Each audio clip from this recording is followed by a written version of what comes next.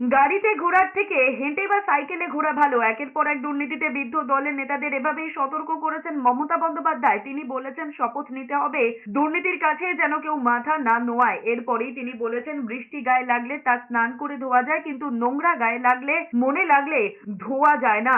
মানুষের জন্য কাজ করতে হবে, একথা বলে তৃণমূল নেত্রী বলেছেন যেখানে দল জেতেনি সেখানে গিয়ে ক্ষমা চাইতে হবে। এরপরেই দলনেত্রীর বার্তা, বড় গাড়িতে ঘোরার থেকে স্কুটার সাইকেলে ঘোরা ভালো। এখন থেকে মনে রাখবেন, আমাদের এটা শপথ নেবার দিন আজকে। দুর্নীতির সাথে আপোষ নয়। আর যারা ইলেক্টেড হয়ে মানুষকে সেবা দেবেন না, তাদের সাথে আমরা কোনো সম্পর্ক রাখবো না।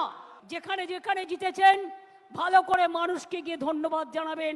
তাদের কি বাকি আছে কাজটা করবে। যেখানে আমরা জিতিনি সেখানে মানুষের ঘরে ঘরে গিয়ে বলবেন আমাদের ক্ষমা করবেন, হয়তো আপনাদের বিশ্বাসযোগ্যতায় আমাদের কোনো খামতি ছিল,